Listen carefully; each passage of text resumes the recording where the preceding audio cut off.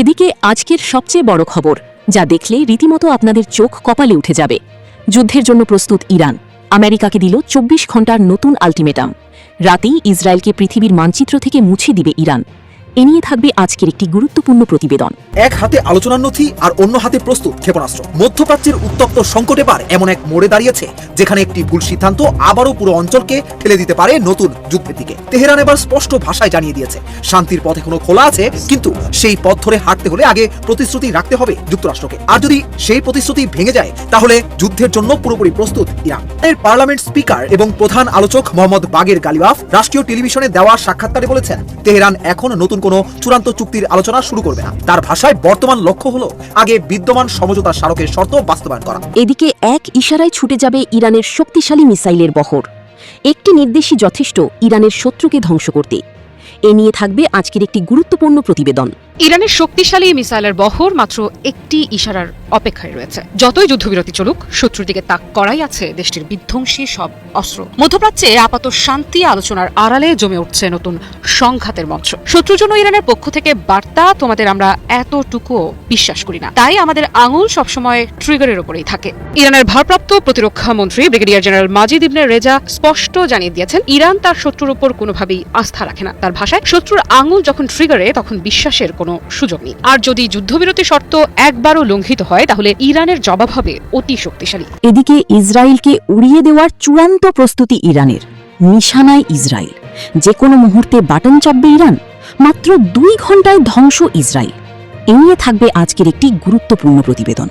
হঠাৎ করেই আবারও অস্ত্রের ট্রিগারে আঙুল রেখেছে ইরানের সামরিক বাহিনী। তবে কি ইসরায়েলের বিরুদ্ধে পুনরায় প্রতিশোধ নেওয়ার কৌশল সাজিয়ে ফেলেছে তেহরান? মাত্র ১ ঘণ্টার ব্যবধানে সম্প্রতি যুক্তরাষ্ট্রের ৮টি সামরিক ঘাঁটিতে প্রতিশোধমূলক হামলা চালিয়ে নিজেদের শক্তির জানান দেয় ইরানের সামরিক বাহিনী। আর এতেই উত্তেজনা ছড়িয়ে পড়ে পুরো মধ্যপ্রাচ্যে। তাহলে কি আরেকটি যুদ্ধের দ্বারপ্রান্তেই যুক্তরাষ্ট্র ও ইসরায়েল? প্রশ্ন হলো, কতটা শক্তি নিয়ে এবার ইহুদিবাদীদের বিরুদ্ধে যুদ্ধে লড়বে ইরান? যুদ্ধের উত্তাপ যেন কোনোভাবেই কমছে না মধ্যপ্রাচ্যে। ইরানকে ঘিরে প্রতিনিয়তই ষড়যন্ত্রমূলক পায়তারা চালিয়েই যাচ্ছে যুক্তরাষ্ট্র ও ইসরায়েল। তাদের লক্ষ্য একটাই, ইরানের পারমাণবিক ও ক্ষেপণাস্ত্র সক্ষমতাকে ধ্বংস করে দেশটির সামরিক শক্তিকে নির্মূল করা। কিন্তু সমঝোতা চুক্তি করেও যখন নিজের স্বার্থ আদায়ে ব্যর্থ হয়েছেন মার্কিন প্রেসিডেন্ট ডোনাল্ড ট্রাম্প, তখন ভিন্ন পথ অনুসরণ করতে চাইছেন যুক্তরাষ্ট্রের শাসক। তবে এক্ষেত্রে কি ইরানের সামরিক পরিকল্পনার সামনে টিকতে পারবে ইহুদিবাদীরা?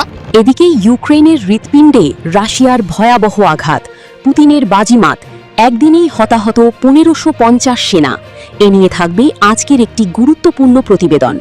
আবারও আলোচনায় রুশ প্রেসিডেন্ট ভ্লাদিমির পুতিনের যুদ্ধ কৌশল প্রমাণ করে দিয়েছেন, যুদ্ধক্ষেত্রে শক্তি নয় বরং সঠিক কৌশলের মাধ্যমেই শেষ পর্যন্ত নির্ধারিত হয় জয় পরাজয়। রুশ সেনাদের মূল লক্ষ্য যে কোনো মূল্যে ইউক্রেনের প্রতিরক্ষা ব্যবস্থা দুর্বল করে জেলেনস্কির সেনাদের রসদ ও অস্ত্র সরবরাহের উপর চাপ সৃষ্টি করা। ইতিমধ্যে ইউক্রেনের ছোট কিন্তু গুরুত্বপূর্ণ অঞ্চলগুলো দখল করে অগ্রসর হচ্ছে পুতিনের সেনারা, যার ধারাবাহিকতায় এবার ইউক্রেনের দনিপ্রোপেট্রোভস্ক অঞ্চলের গুরুত্বপূর্ণ বসতি বোগোদোরোভকা পুরোপুরি দখলে নিয়েছে রাশিয়া। জানান দিয়েছে, অঞ্চলটি দখলে নেয়ার মাধ্যমে ইউক্রেনের মূল ভূখণ্ড বা হার্টল্যান্ডে আঘাত হানার পথ রাশিয়ার জন্য আরো সহজ হলো। মস্কোর বার্তা স্পষ্ট, ভবিষ্যতে কিয়েভের অন্যান্য এলাকাগুলোতেও নিজেদের নিয়ন্ত্রণে নিয়ে সামরিক চাপ বৃদ্ধি করবে তারা।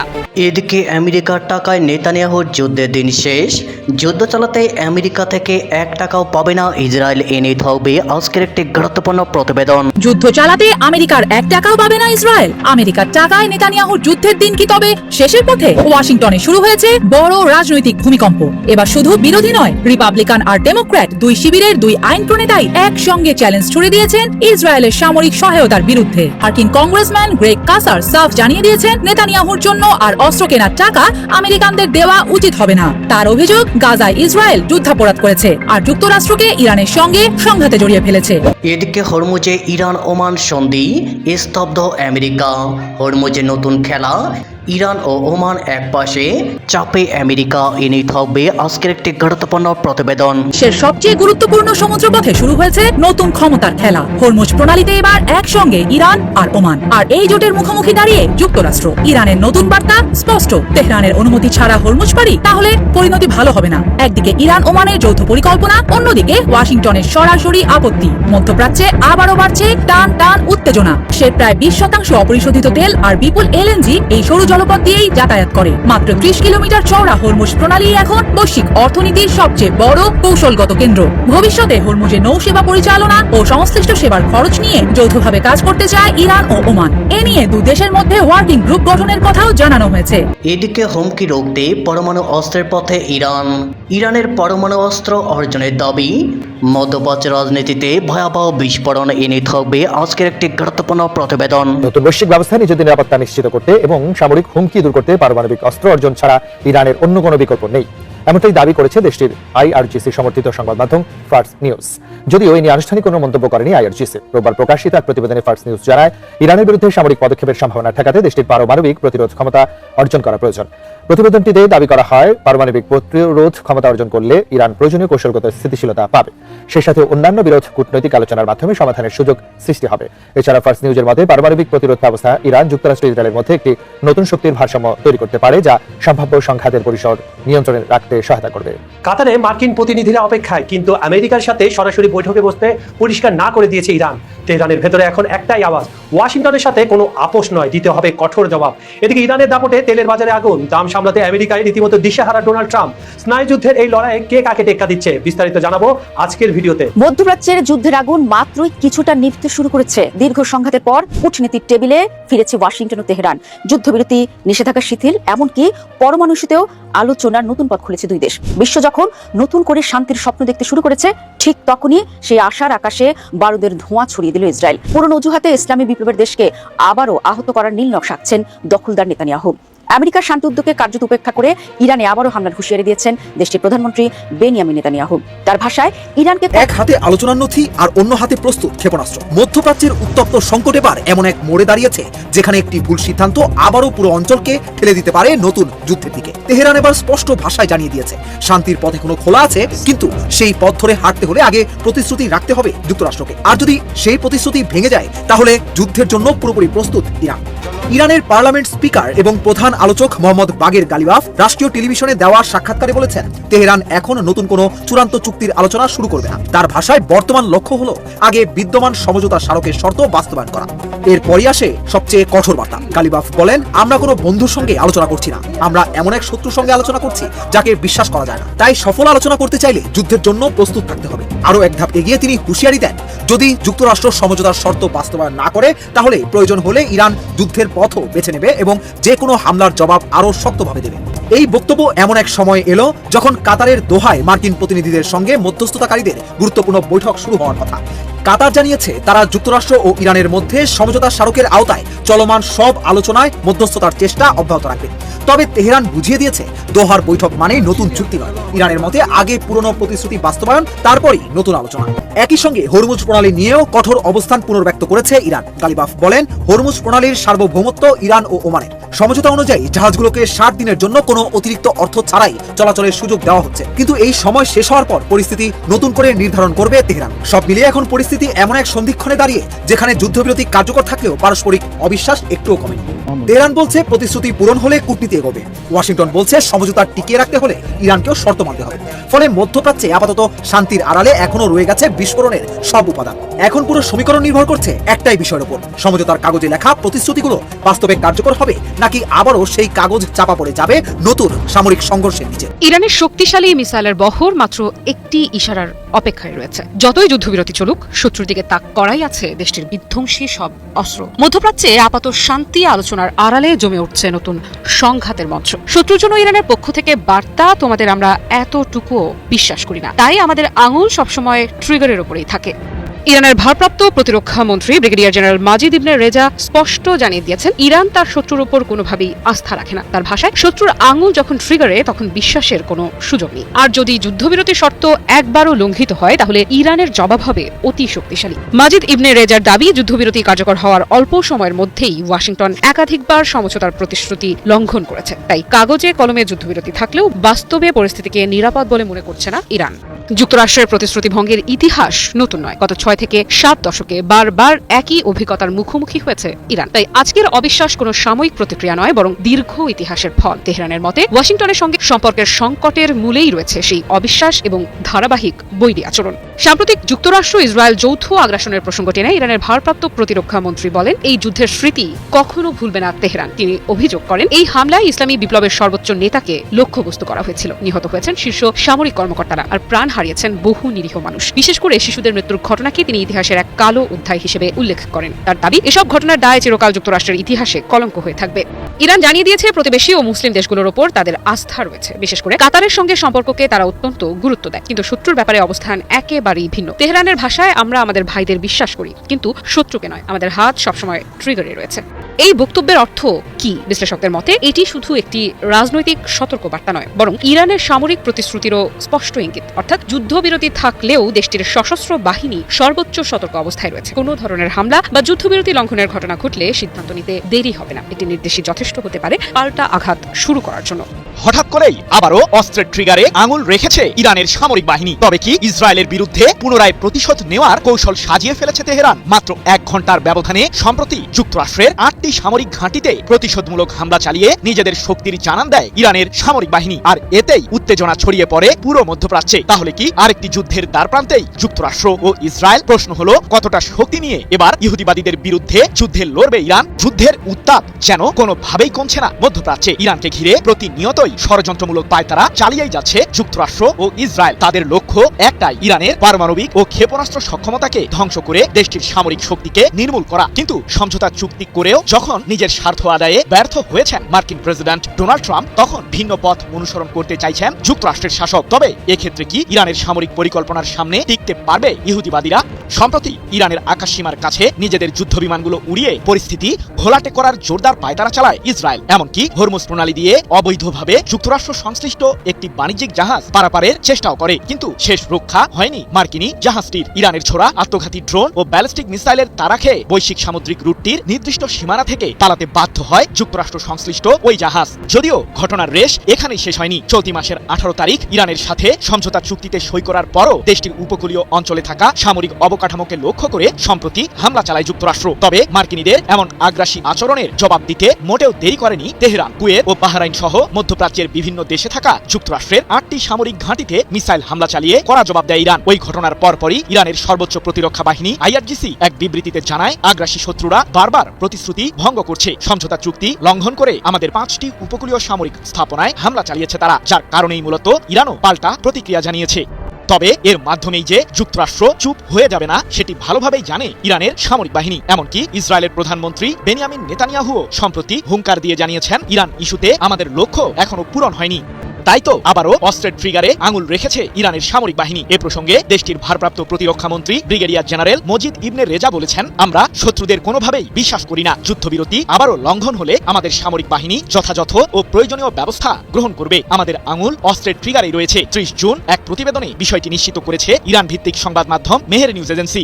যুদ্ধ চালাতে আমেরিকার 1 টাকাও পাবে না ইসরায়েল। আমেরিকার টাকায় নেতানিয়াহুর যুদ্ধের দিন কি তবে শেষের পথে? ওয়াশিংটনে শুরু হয়েছে বড় রাজনৈতিক ভূমিকম্প।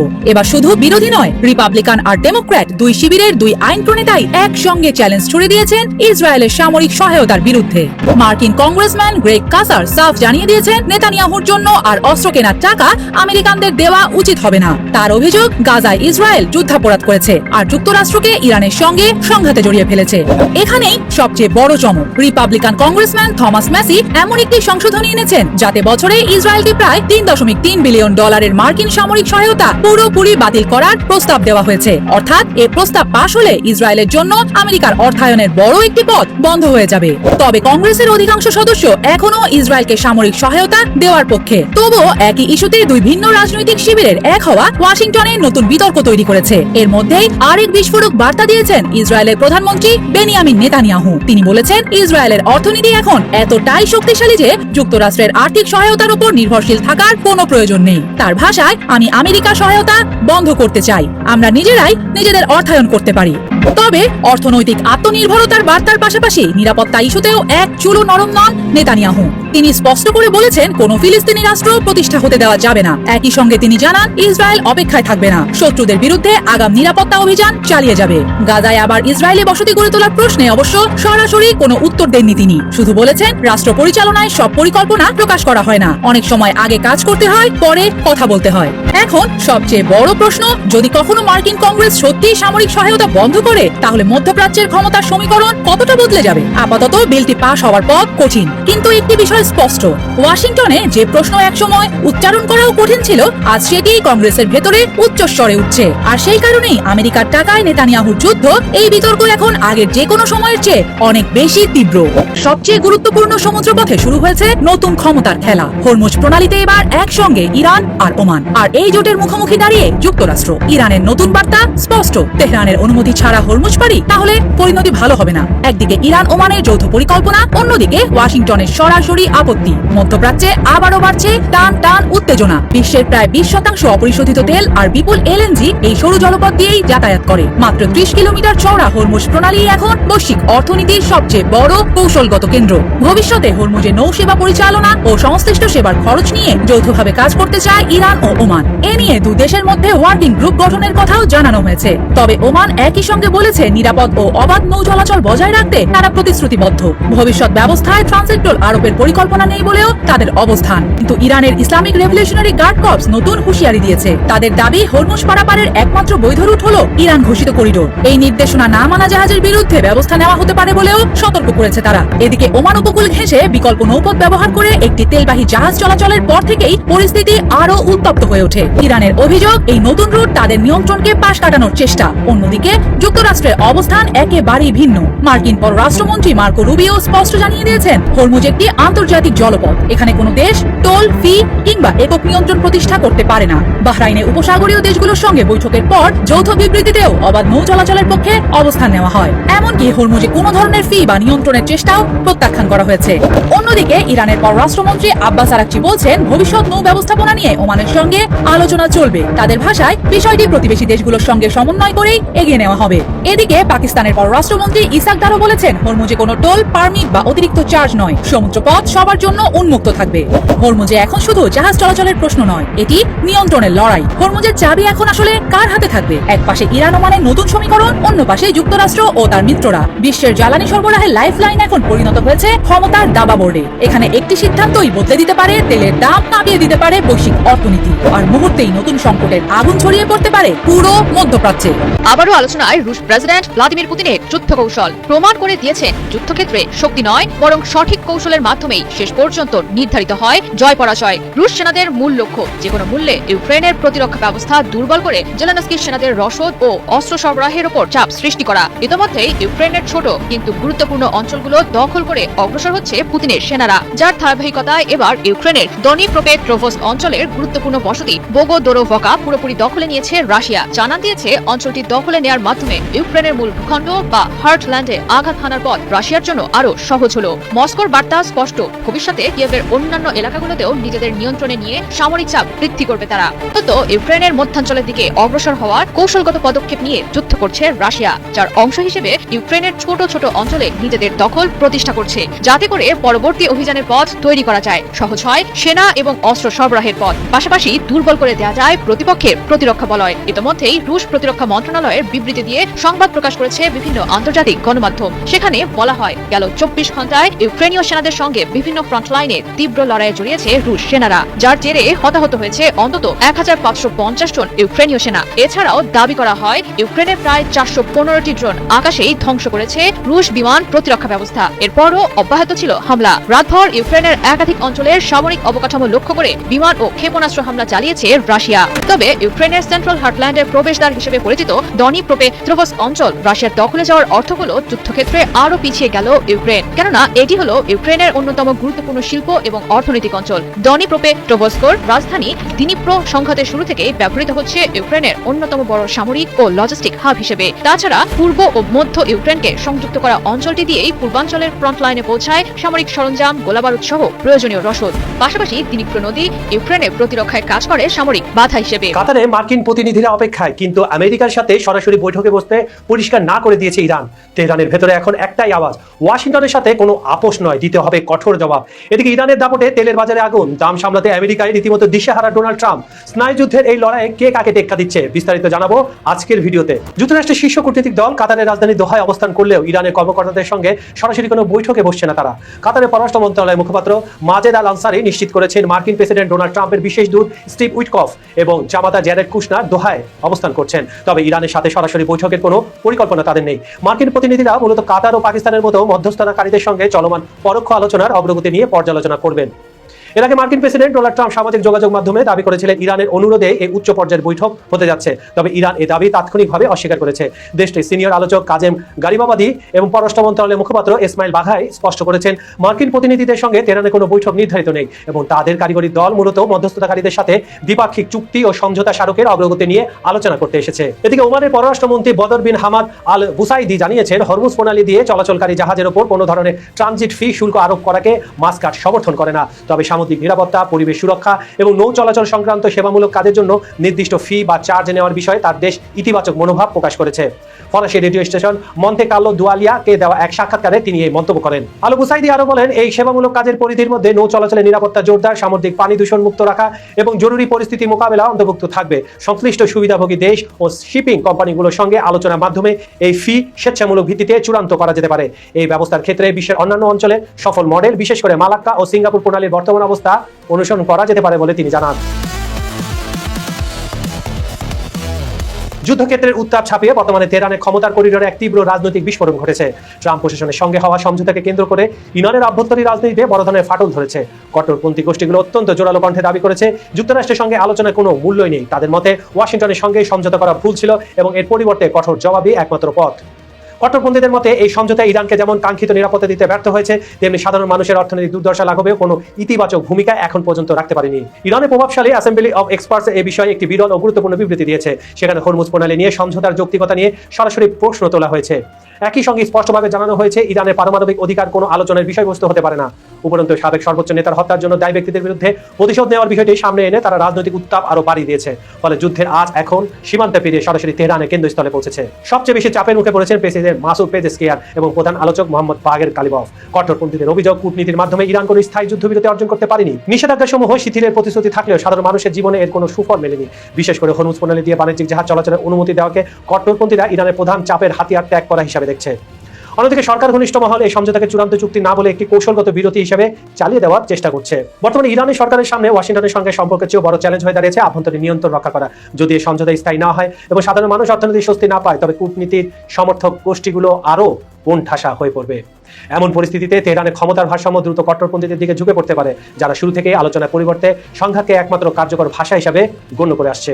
যুক্তরাষ্ট্রে খুচরা বাজারে জ্বালানি তেলের দাম অবিলম্বে কমাতে দেশের তেল বিক্রেতাদের কঠোর নির্দেশ দিয়েছেন মার্কিন প্রেসিডেন্ট ডোনাল্ড ট্রাম্প। নিজের সামাজিক যোগাযোগ মাধ্যম ট্রুথ সোশ্যালে দেওয়া এক পোস্টে তিনি সতর্ক করে বলেন, বাজারে অতিরিক্ত মুনাফা করা বা অবৈধ মূল্য বৃদ্ধি বরদাস্ত করা হবে না। পাম্পগুলোতে প্রতি গ্যালন তেলের দাম $2.5 কাছাকাছি নির্ধারণের লক্ষ্য নিয়ে কাজ করার জন্য তিনি ব্যবসায়ীদের প্রতি আহ্বান জানিয়েছেন। প্রেসিডেন্ট ট্রাম্প বিশেষ করে ক্যালিফোর্নিয়া অঙ্গরাজ্যে তীব্র সমালোচনা করে সেখানে পেট্রোলের উপর আরোপিত অতিরিক্ত কর কমানোর তাগিদ দিয়েছেন। ইরানের বিরুদ্ধে আমেরিকা ও ইসরায়েলের যুদ্ধ শুরু হওয়ার পর থেকে বিশ্ববাজারের পাশাপাশি যুক্তরাষ্ট্র জ্বালানি তেলের দাম ব্যাপক বৃদ্ধি পেয়েছে। এই পরিস্থিতিতে ট্রাম্প প্রশাসন অভ্যন্তরীণ জ্বালানি উৎপাদন বৃদ্ধিতে সর্বোচ্চ জোর দিচ্ছে। এরই অংশ হিসেবে গত 24শে জুন বড় বড় তেল কোম্পানিগুলোর বিরুদ্ধে গ্রাহকদের ঠকানোর অভিযোগে মার্কিন বিচার বিভাগকে সুনির্দিষ্ট তদন্তের নির্দেশ দিয়েছেন প্রেসিডেন্ট। আগামী নভেম্বর মাসের মধ্যবর্তী নির্বাচন ঘনিয়ে আসা এবং যুদ্ধের কারণে জীবনযাত্রার ব্যয় বৃদ্ধি পাওয়ায় ট্রাম্প দেশীয় রাজনীতিতে সমালোচনার মুখে পড়েছেন। ট্রাম্প দাবি করেছেন যুদ্ধ শেষ হলে তেলের দাম দ্রুত নিচে নেমে আসবে। তবে দেশের শীর্ষ অর্থনীতিবিদরা এই দাবির সঙ্গে দ্বিমত পোষণ করে সতর্ক করেছেন, এই যুদ্ধের ফলে বিশ্ব অর্থনীতিতে দীর্ঘমেয়াদী নেতিবাচক প্রভাব পড়ার মারাত্মক ঝুঁকি রয়েছে। লেবানন তাদের পুরো ভূখণ্ডে সার্বভৌমত্ব প্রতিষ্ঠা করার লক্ষ্যে ইসরায়েল সীমান্ত পর্যন্ত সেনাবাহিনী মোতায়েন করার সিদ্ধান্ত নিয়েছে। দেশটির প্রেসিডেন্ট জোসেফ আউন মধ্যপ্রাচ্যে যুক্তরাষ্ট্রের সামরিক বাহিনীর প্রধান অ্যাডমিরাল ব্যাট কুপারের সঙ্গে এক বৈঠকে গুরুত্বপূর্ণ সিদ্ধান্তের কথা জানান। যুক্তরাষ্ট্রের মধ্যস্থতায় সম্প্রতি ইসরায়েল ও লেবাননের মধ্যে একটি শান্তি চুক্তি স্বাক্ষরিত হয়েছে। এই চুক্তি অনুযায়ী লেবাননের যোদ্ধাদের নিরস্ত করার মূল দায়িত্ব দেওয়া হয়েছে দেশটির সেনাবাহিনীর উপর। প্রেসিডেন্ট আউন ও অ্যাডমিরাল কুপারের মধ্যকার বৈঠকে এই চুক্তির বিভিন্ন দিক নিয়ে বিস্তারিত আলোচনা হয়। মার্কিন সেন্ট্রাল কমান্ডের প্রধানদের লেবানন সফরের অংশ হিসেবে তিনি দেশটির সেনাপ্রধানকে রডলভ হাইকালের সঙ্গেও বৈঠক করেন। লেবানন সেনাবাহিনীর পক্ষ থেকে জানানো হয়েছে এই বৈঠকে লেবাননের আভ্যন্তরীণ নিরাপত্তা ও সামগ্রিক আঞ্চলিক পরিস্থিতি নিয়ে ফলপ্রসূ আলোচনা হয়েছে। অন্যদিকে ইসরায়েল স্পষ্ট জানিয়েছে প্রতিরোধ যোদ্ধারা সম্পূর্ণ নিরস্ত না হওয়া পর্যন্ত তাদের সেনারা দক্ষিণ লেবানন ছাড়বে না। দেশটির প্রতিরক্ষা মন্ত্রী ইসরায়েল কার্টাস মন্তব্য করেছেন, লেবাননের কোনো ভূখণ্ড দখলের উদ্দেশ্য তাদের নেই, তবে নিরাপত্তা নিশ্চিত না হওয়া পর্যন্ত ইসরায়েলি সেনারা বর্তমান অবস্থান থেকে 1 মিলিমিটারও সরবে না। মধ্যপ্রাচ্যের যুদ্ধের আগুন মাত্রই কিছুটা নিভতে শুরু করেছে। দীর্ঘ সংঘাতের পর কূটনীতির টেবিলে ফিরেছে ওয়াশিংটন ও তেহরান। যুদ্ধবিরতি, নিষেধাজ্ঞা শিথিল, এমনকি পরমাণু ইস্যুতেও আলোচনার নতুন পথ খুলেছে দুই দেশ। বিশ্ব যখন নতুন করে শান্তির স্বপ্ন দেখতে শুরু করেছে, ঠিক তখনই সেই আশার আকাশে বারুদের ধোঁয়া ছড়িয়ে দিল ইসরায়েল। পুরনো অজুহাতে ইসলামী বিপ্লবের দেশকে আবারও আহত করার নীল নকশা আঁকছেন দখলদার নেতানিয়াহু। আমেরিকার শান্তি উদ্যোগকে কার্যত উপেক্ষা করে ইরানে আবারও হামলার হুঁশিয়ারি দিয়েছেন দেশটির প্রধানমন্ত্রী বেনিয়ামিন নেতানিয়াহু। তার ভাষায়, ইরানকে কখনোই পরমাণু অস্ত্রের মালিক হতে দেওয়া হবে না। সে লক্ষ্য পূরণে প্রয়োজন হলে আবারও সামরিক অভিযান চালাতে দ্বিধা করবে না ইসরায়েল। অর্থাৎ কূটনীতির চেয়ে শক্তির ভাষাকেই এখনো বেশি গুরুত্ব দিচ্ছে তেল আবিব। দর্শক, নেতানিয়াহুর এই মন্তব্য এসেছে এমন এক সময় যখন পাকিস্তানের মধ্যস্থতায় আমেরিকা ও ইরানের মধ্যে হওয়া সমঝোতার স্মারক গত 18 জুন কার্যকর হয়েছে। লক্ষ্য ছিল যুদ্ধ থামানো, উত্তেজনা কমানো এবং দীর্ঘদিনের অচলাবস্থা ভেঙে আলোচনার নতুন অধ্যায় শুরু করা। এদিকে ইরান আমেরিকার নতুন সমঝোতার মধ্যেই দখলকৃত দক্ষিণ লেবানন সফর করেছেন নেতানিয়াহু। ইরান আমেরিকার সমঝোতার সবচেয়ে বড় শর্ত ছিল লেবানন থেকে দখলদার সেনাদের প্রত্যাহার। ট্রাম্পের চাপের মুখে সেই শর্তে রাজি হলেও এবার দিলেন ভিন্ন এক বার্তা। নেতানিয়াহু সাফ জানিয়ে দিয়েছেন, সহজেই আমরা এই অঞ্চল ছাড়ছি না। তার এই বার্তায় স্পষ্ট যে ইরান আমেরিকার কোনো প্রচেষ্টায় সফল করতে দিবে না ইসরায়েল। আর লেবাননকে জ্বালানো মানে এই সমঝোতা ভেস্তে যাওয়া। দর্শক, ইরান আমেরিকার প্রাথমিক সমঝোতার আওতায় যুদ্ধবিরতি বজায় রাখা, ইরানের উপর আরোপিত নিষেধাজ্ঞা শিথিলের সম্ভাবনা, পরমাণু কর্মসূচি নিয়ে আলোচনা, হরমুজ প্রণালী পুনরায় চালু করা এবং মধ্যপ্রাচ্যে একটি বিস্তৃত নিরাপত্তা কাঠামো গড়ে তোলার মতো গুরুত্বপূর্ণ বিষয় অন্তর্ভুক্ত রয়েছে। আন্তর্জাতিক কূটনৈতিক মহল এটিকে উত্তেজনা কমানোর বড় সুযোগ হিসেবে দেখছে। কিন্তু ইসরায়েলের অবস্থান একেবারেই ভিন্ন। বহুদিন ধরে তেহরানের সঙ্গে যে কোনো ধরনের সমঝোতার বিরোধিতা করে আসছে দেশটি। নেতানিয়াহুর মতে, আলোচনার প্রতিশ্রুতির চেয়ে ইরানের সামরিক ও পরমাণু সক্ষমতাই বড় বাস্তবতা। তাই প্রয়োজন হলে আবারও সামরিক শক্তি প্রয়োগ করা হবে। ফলে প্রশ্ন উঠছে, ট্রাম্প প্রশাসনের শান্তি উদ্যোগ কি নতুন করে বড় ধাক্কা খেতে যাচ্ছে, নাকি আবারও মধ্যপ্রাচ্যকে গ্রাস করবে মিসাইল, ড্রোন আর যুদ্ধ বিমানের গর্জন? নেতানিয়াহুর সর্বশেষ হুঁশিয়ারি অন্তত সে শঙ্কাকেই আরও জোরালো করে তুলেছে।